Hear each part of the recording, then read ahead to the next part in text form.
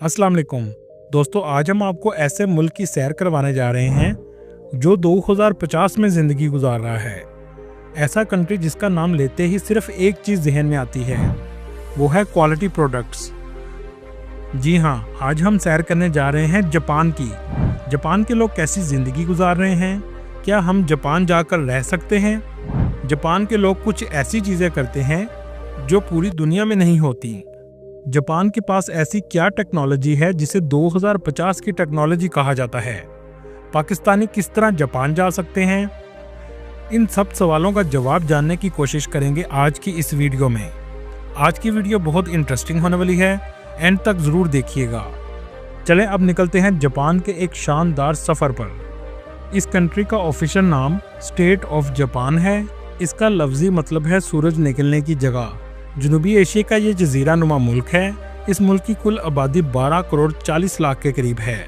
ये आबादी के लिहाज से दुनिया के 11वें नंबर पर आता है। इस कंट्री का कुल रकबा 3,77,000 मुरब्बा किलोमीटर है और ये पूरा मुल्क 4 बड़े जजीरों पर मुश्तमिल है। जापान का पुराना नाम निप्पॉन था। कुछ लोग इसे निप्पॉन के नाम से भी पुकारते हैं। दोस्तों, दुनिया में सबसे लंबी उम्र के लोग भी जापान के होते हैं। इसकी सबसे बड़ी वजह यह है कि यहाँ के लोग सेहतमंद ग़िज़ा और एक्सरसाइज वगैरह करते हैं। यहाँ के लोग अपने काम से बहुत मोहब्बत करते हैं और मेहनत से काम करते हैं। यही वजह है कि जापान तरक्की में सबसे तेज़ी से आगे बढ़ रहा है। इस कंट्री में 98% लोग जापानी हैं। सिर्फ 2% लोग दूसरे ममालिक से आकर आबाद हुए हैं। इस मुल्क की सरकारी ज़ुबान जापानीज़ है। मईशत के लिहाज से ये दुनिया का तीसरा बड़ा मुल्क है। तीसरी बड़ी मईशत होने के बावजूद यहाँ के लोग घरों में नौकर नहीं रखते। इस मुल्क का पासपोर्ट दुनिया के मजबूत तरीन पासपोर्ट में आता है, जिसमें ये 192 मुल्कों में बगैर वीज़ा सफ़र कर सकते हैं। एक रिपोर्ट के मुताबिक दुनिया में सबसे ज़्यादा काम करने वाले लोग भी जापान के हैं। यहाँ के लोग किसी के काम में टांग नहीं अड़ाते।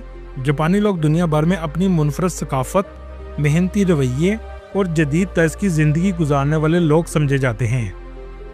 दोस्तों, दूसरी जंग अजीम में ये मुल्क मुकम्मल तौर पर तबाह हो चुका था। तबाह होने के बावजूद ये दुनिया की तीसरी बड़ी मईशत बन चुका है। दुनिया में दिन का सबसे पहला आगाज़ भी जापान में होता है। सफाई के लिहाज से इन लोगों का जवाब ही नहीं। हर कोई कचरे को अपनी जगह पर फेंकता है। इनको गाड़ियों का किंग भी माना जाता है। जैसा कि आप जानते हैं, Toyota, Honda company, Suzuki company, ये तीनों कंपनी जापान की हैं। इनमें टोयोटा कंपनी एक साल में 30 मिलियन कार की प्रोडक्शन करती है और पूरी दुनिया को सेल करती है।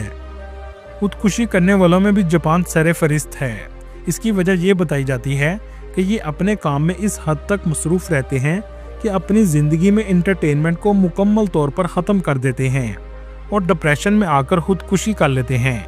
यहाँ तक कि यहाँ की गवर्नमेंट ने खुदकुशी के लिए भी एक जगह मुख्तस की है। हुकूमत ने इस मसले को कम करने के लिए जगह जगह गेम्स लगा रखी हैं ताकि काम के साथ साथ लोग इंटरटेनमेंट भी अपनी ज़िंदगी में रखें। जापानी कौम ने साइंस और टेक्नोलॉजी में हैरत अंगेज़ तरक्की की है, जिसके बारे में आगे हम आपको वीडियो में बताएंगे, जिसे देखकर आप हैरान रह जाएंगे।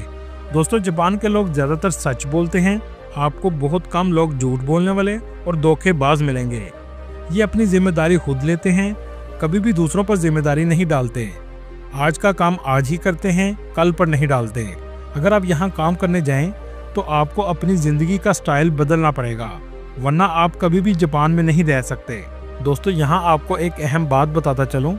जापान के लोगों की उम्र के बारे में बहुत मुख्तात रहिएगा।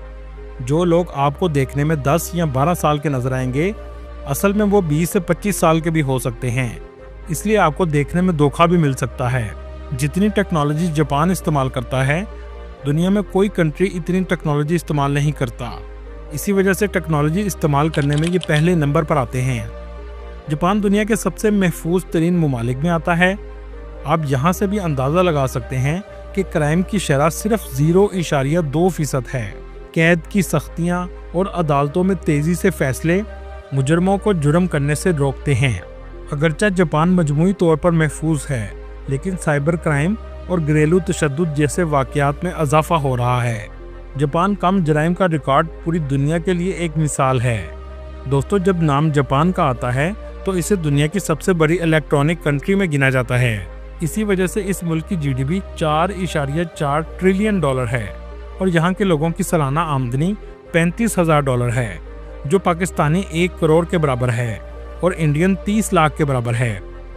जापान की ऑटोमोबाइल इंडस्ट्री जापान की मैशत को सबसे ज़्यादा सहारा देती है। इसके अलावा बैंकिंग सेक्टर और टूरिज्म जापान की मैशत का अहम हिस्सा हैं।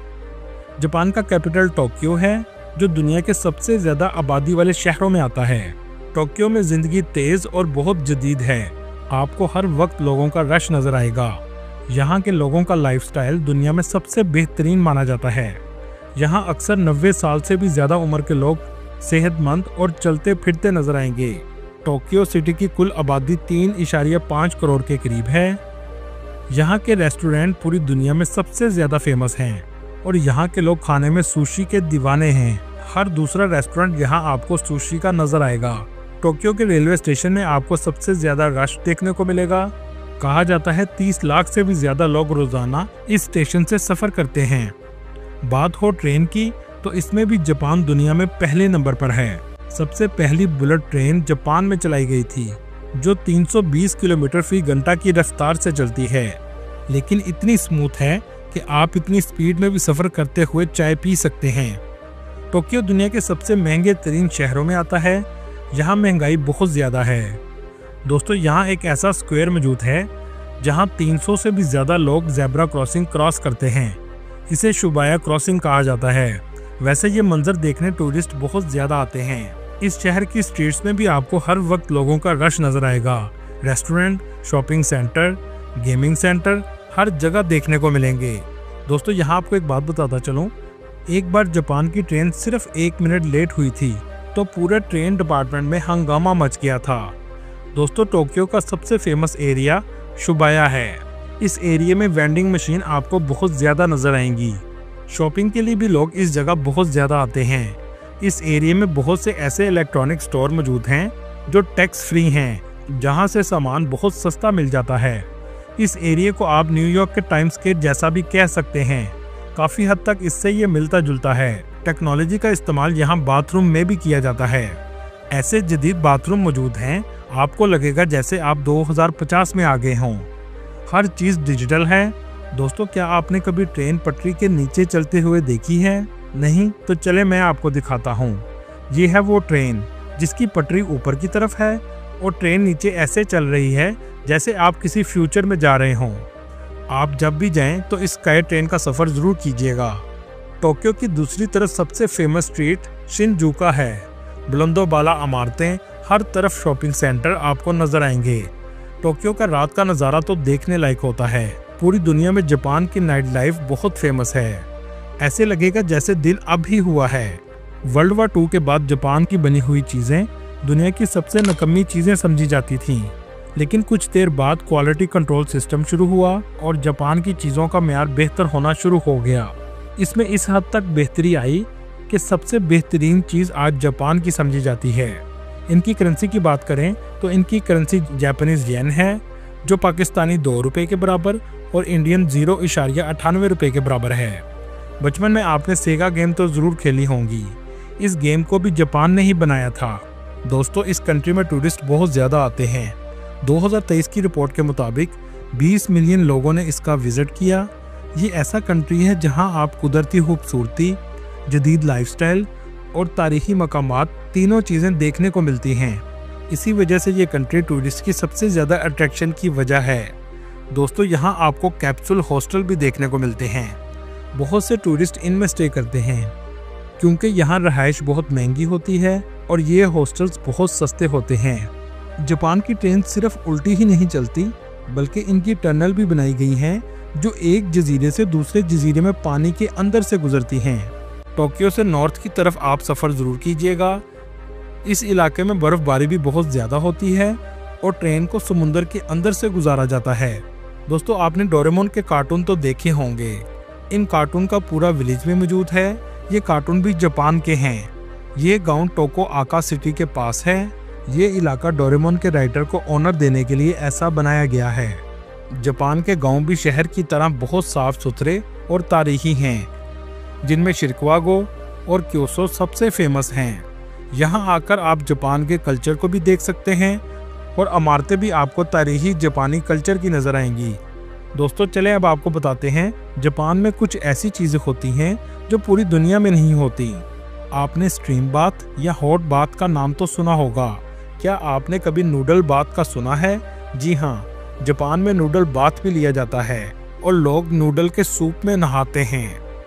पूरी दुनिया में रेस्टोरेंट में मेन्यू कार्ड दिया जाता है जिससे देखकर लोग खाना ऑर्डर करते हैं, जबकि जापान में जेली खाने बनाकर शोकस में लगाए जाते हैं ताकि लोगों को अट्रैक्ट किया जा सके।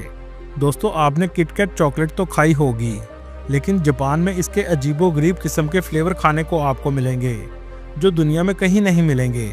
यहाँ के लोगों को कम जगह में काम करने की आदत है, यहाँ तक कि छोटे घरों में रहते हैं। तरबूज गोल होता है और फ्रिज में ज्यादा जगह लेता है। यहाँ के किसानों ने तरबूज को भी चौरस कर दिया ताकि तरबूज फ्रिज में कम जगह ले। खाना खाते हुए आवाज निकालना पूरी दुनिया में बुरा समझा जाता है, जबकि जापान में खाने की तारीफ के तौर पर खाना खाते हुए आवाज निकाली जाती है। जापान में 30 से 40 हजार पाकिस्तानी आबाद हैं।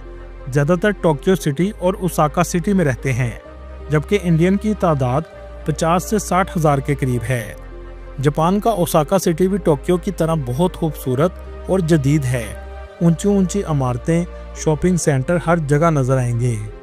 अगर हम टूरिस्ट प्लेसेस की बात करें तो टोक्यो में एक म्यूजियम मौजूद है जिसे टीम लैब म्यूजियम कहते हैं। ये लाइट की मदद से बनाया गया है।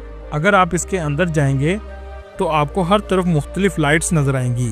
ये लाइट इतनी शानदार और खूबसूरत मंजर पेश करती हैं कि आप बस देखते ही रह जाएंगे। इसके अलावा माउंट फ्यूजी बहुत फेमस है, यहाँ पर सबसे ज़्यादा टूरिस्ट जाते हैं। ये जापान का सबसे खूबसूरत और बड़ा पहाड़ है, इसमें से लावा भी निकलता है। इस मुल्क में टेम्पल भी बहुत ज़्यादा हैं, जिसमें क्योतोस का टेम्पल सेरेफरिस्त है। आपने बहुत सी समुराई मूवीज देखी होंगी। इन फिल्म को भी इस जगह पर शूट किया जाता है। यहाँ पर एक हिस्टोरिकल विलेज भी मौजूद है जिसको यूनेस्को वर्ल्ड हेरिटेज में भी शामिल किया गया है। इस विलेज का नाम शिरिकावा है। ये विलेज बहुत खूबसूरत और एक अलग ही मंजर पेश करता है। इनका एक मशहूर टेम्पल है जिसका नाम बोडा टेम्पल है। इनके मुताबिक बुद्धिज्म का आगाज इसी टेम्पल से हुआ था और इसे फादर ऑफ बुद्धिज्म भी कहा जाता है। दोस्तों ओसाका कैसल का आप ज़रूर विजिट करें, जिसका आर्किटेक्चर देखने से ताल्लुक़ रखता है। इस शहर का भी रात का मंजर बस आप देखते ही रह जाएंगे। बहुत से पाकिस्तानी कारोबार के घर से, स्टडी के घर से और नौकरी के घर से जापान आते हैं। कुछ पाकिस्तानी जापान से पाकिस्तान में गाड़ियां इंपोर्ट एक्सपोर्ट भी करते हैं। अगर बात की जाए वीज़ा की, तो अगर आपके पास मास्टर डिग्री या पीएचडी डिग्री मौजूद है तो आप हाईली स्किल वीज़ा पर जापान जा सकते हैं। आपको किसी एजेंट के पास जाने की ज़रूरत नहीं है। तमाम लिंक आपको डिस्क्रिप्शन में मिल जाएंगे। जापान में आबादी बहुत कम होती जा रही है और बूढ़े लोग बहुत ज़्यादा हैं। आपको जापान के लिए ज़रूर ट्राई करना चाहिए। वर्क वीज़ा पर भी आप जा सकते हैं, जिसमें प्लम्बर, नर्सिस, डॉक्टर्स, इंजीनियर्स और ओल्ड होम के लिए भी जॉब्स मौजूद हैं। वीज़ा अप्लाई करने का तरीका ये है कि आपको VFX ग्लोबल की वेबसाइट पर जाकर अप्लाई करना होता है। अपॉइंटमेंट 4 से 6 हफ्ते के बाद मिल जाती है और वीज़ा 8 से 10 दिन में लगकर आ जाता है। न्यू ईयर में लाखों की तादाद में लोग जापान में जाते हैं। वीज़े में सबसे अहम डॉक्यूमेंट स्टेटमेंट और जॉब लेटर है। जापान के वीज़ा की फ़ीस सिर्फ 9 यूरो है। इस वक्त पाकिस्तान में जापान की वीज़ा रेशो बहुत बेहतर हो चुकी है। दुनिया में सबसे पढ़े लिखे लोगों में भी जापान आता है, इसलिए इनकी तालीम की शरह 99% है। बेरोजगारी 4% है। जापान के लोग सबसे ज़्यादा सी फूड पसंद करते हैं। सी फूड में जो डिश पसंद करते हैं इसे सुशी कहते हैं। सुशी एक ऐसी डिश है जिसे कच्ची मछली को सफ़ेद चावलों और सब्जियों के साथ खाया जाता है। ये आपको जापान के हर रेस्टोरेंट में नज़र आएगी। जापान की सबसे ज़्यादा फेमस वेंडिंग मशीन है जो जापान में लोगों का वक्त बचाती हैं। पूरे जापान में 50 लाख से भी ज़्यादा मशीन लगी हुई हैं। इनको रिटेल स्टोर की जगह पर लगाया गया है। खाने पीने की चीज़ें, हत्ता के कपड़ों के लिए भी वेंडिंग मशीन्स मौजूद हैं। इसमें एक कॉइन डलता है तो पलक झपकते ही चीज़ आपके हाथ में आ जाती है। दोस्तों आप तो जानते होंगे कि जापान पर 2 दफ़ा न्यूक्लियर बम से हमला किया गया था। दुनिया में न्यूक्लियर बम का पहला और आखिरी इस्तेमाल जापान पर किया गया था, लेकिन इसके नुकसान से दुनिया नावाकिफ थी। यहाँ तक कि जिन साइंसदानों ने ये तैयार किया था वो भी नहीं जानते थे। दोस्तों ये थी आज की हमारी इन्फॉर्मेटिव और दिलचस्प वीडियो। आपको वीडियो कैसी लगी कमेंट में ज़रूर बताइएगा और नए आने वाले दोस्तों से गुजारिश है हमारे चैनल को सब्सक्राइब और लाइक ज़रूर कीजिएगा। अगली वीडियो तक अल्लाह हाफिज़।